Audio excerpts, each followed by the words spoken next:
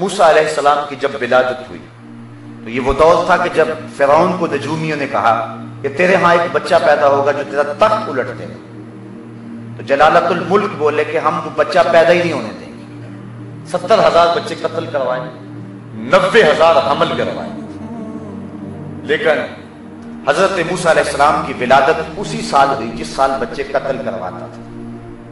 اللہ تعالیٰ نے حضرت موسیٰ علیہ السلام کی والدہ جن کا نام یوحانس بتلایا جاتا ہے، ان کے دل میں یہ بات ڈالی کہ ڈرنے کی بات نہیں ہے، تم ایک صندوق تیار کرو اور اس کے بالائی حصے میں سوراخ کرو اور دریا کے سپرد کرو، پھر ہماری قدرت کے تماشے دیکھو۔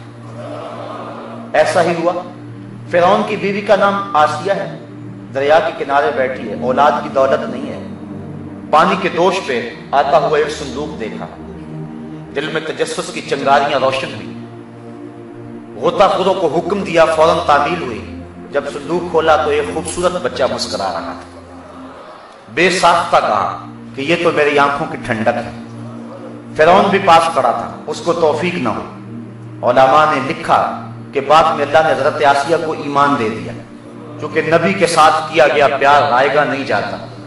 اگر فرعون کہہ دیتا ہاں میری آنکھوں کی بھی ٹھنڈک ہے، اللہ یہ نہ دیکھتا اس نے خدائی کا دعویٰ کیا، یہ دیکھتا میرے نبی سے پیار کیا ہے، اللہ اس کو بھی توفیق توبہ عطا فرما دے۔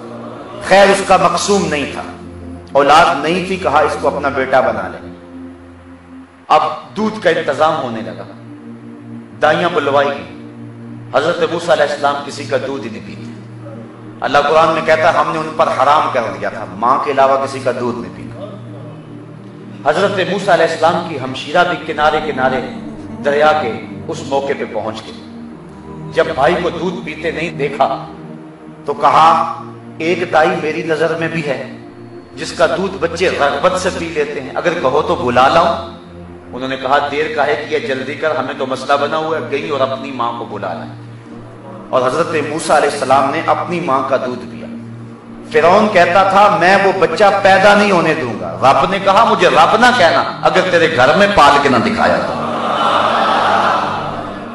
اب یہاں جو بات میں آپ کے سامنے رکھنا چاہتا ہوں وہ یہ ہے کہ اپنی ماں کے علاوہ کسی اور خاتون کا دودھ پینا اگر نبی کی شان کے لائق نہیں تھا اور حضرت موسیٰ علیہ السلام کو روک دیا گیا تو پھر حضور نے حضرت حلیمہ سعدیہ کا دودھ کیوں پیا اور باقی دائیوں کا دودھ حضور نے کیوں پیا؟ اگر یہ نبی کی شان نہیں ہے تو حضور تو امام الانبیاء ہے، بدرجہ اولا حضور کو یہ مرتبہ ملنا چاہیے تھا۔ لیکن یہاں قبیلہ بنو سعد میں گئے، سلیفہ کا دودھ بھی پیے اور بدائیوں کا دودھ پیے۔ اگر حضرت موسیٰ علیہ السلام پہ اللہ نے حرام کر دیا کہ تم نبی ہو اپنی ماں کے علاوہ کسی کا دودھ نہیں پینا تو یہ اعزاز حضور کو بھی ملنا چاہیے تھا، لیکن نہیں ملا۔ اصل بات یہ نہیں ہے، بات یہ ہے کہ حضور علیہ السلام نے اگر حضرت حلیمہ سعدیہ کا دودھ پیا ہے تو ان کے دادا محترم نے پورا صلہ دیا، لیکن فرعون کے ہاں یہ کیفیت نہیں تھی۔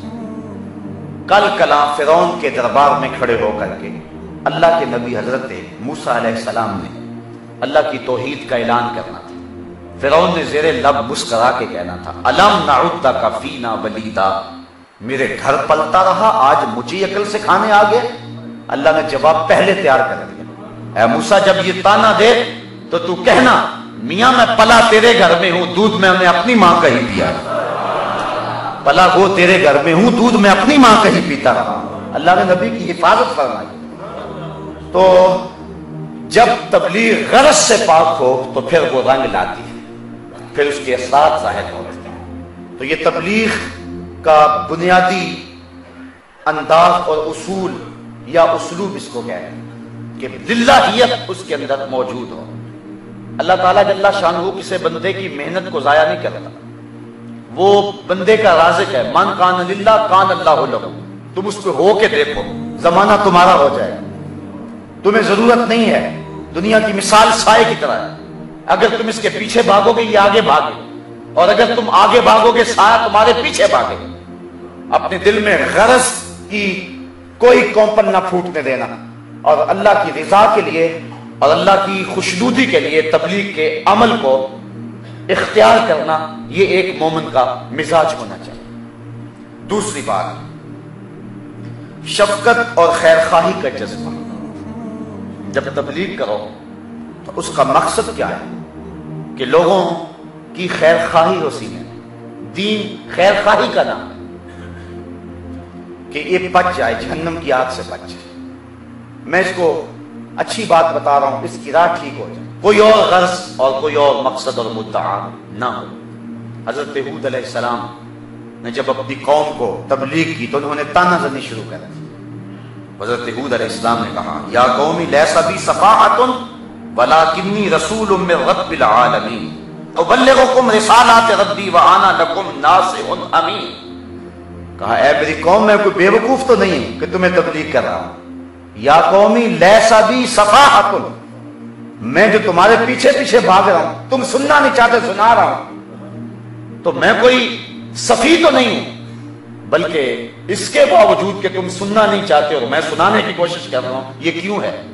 تو کہا اس لیے وَأَنَا لَكُمْ نَاصِحٌ امین، میں تو تمہارا خیر خواہ ہوں، میں تو امانت دار ہوں، اس امانت کو منتقل کرنا چاہتا ہوں، اور میں تمہاری خیر خواہی کے جذبے سے تمہارے پیچھے بھاگ رہا ہوں. تم نہیں بھی سننا چاہتے ہو پھر بھی سنانا چاہ رہا ہوں.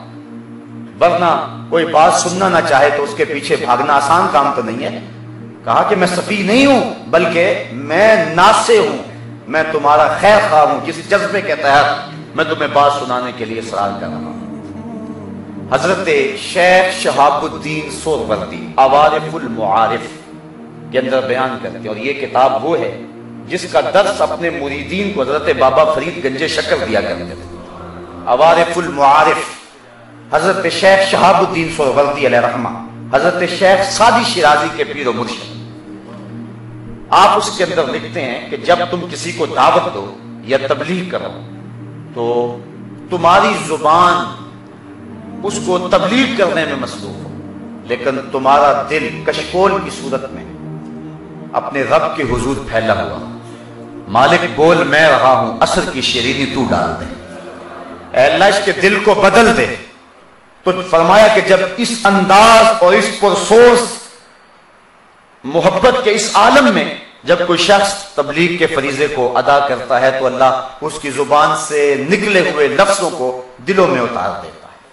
تو خیر خواہی کا وہ جذبہ یقیناً ضرور رنگ لاتا ہے.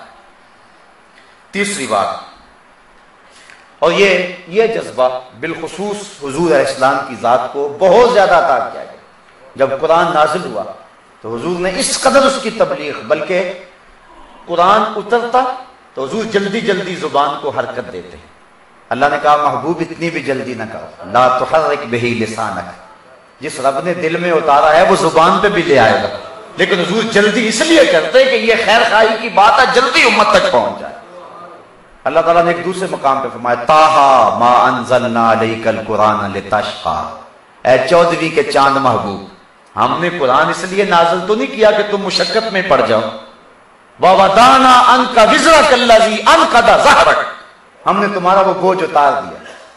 اللہ اکبر. تو یہ حضور علیہ السلام کی شفقت ہے اور خلوص ہے، اور امت کے لیے حضور کے جذبے ہیں. بلکہ فرمایا میری مثال ایسے ہے جیسے کسی شخص نے آگ جلائی ہو اور پتنگے آ کے آگ میں گرنا چاہیں اور وہ پیچھے پیچھے کرے اور وہ پھر گرنا چاہیں اور وہ پیچھے پیچھے کرے. کہا یہ میری اور تمہاری مثال ہے. تم جہنم میں چھلانگے مارتے ہو، محمد تمہیں پکڑ پکڑ کے پیچھے ہٹاتا ہے.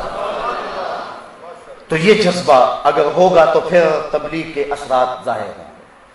یہ باتیں میں حضور کی سیرت کے حوالے سے آپ کے سامنے رکھ رہا ہوں، لیکن میں اور آپ ہم سارے داعی اور مبلغ ہیں، اور ہم نے یہاں سے اٹھ کے اس فریضے کو سر انجام دینا ہے، نقد ابھی جا کے. اس لیے یہ چیزیں اور یہ جو ضابطے اور یہ جو اصول ہیں اور یہ جو ضوابط ہیں ان کو ذہن میں بٹھاتے چلے جائیں. تیسری بات، نرمی اور سہولت اور دانش مندی کے ساتھ پیغام حق کا ابلاغ کرنا. اور وہ جو آج کی گفتگو کے لیے میں نے آیت کریمہ آپ کے سامنے تلاوت کی ہے، اس میں یہی بات بیان کی گئی. ادع الی سبیل ربک، اپنے رب کے راستے کی طرف بلائیے، بالحکمت والموعظۃ الحسنہ. حکمت، دانائی، دانش مندی اور خوبصورت نصیحت کے ساتھ. تمہارے لہجے میں نرمی ہو.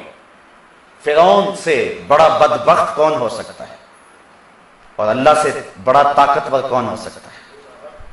اور پھر اس کا کلیم، اور کلیم بھی وہ جسے عصا دیا گیا، ایک لمحے میں سانپ بن جائے، ساری رسیوں کو نگل لے لیکن جب فرعون کو تبلیغ کرنے کے لیے اللہ نے حضرت موسیٰ علیہ السلام اور ان کے بھائی حضرت ہارون علیہ السلام کو بھیجا تو ارشاد فرمایا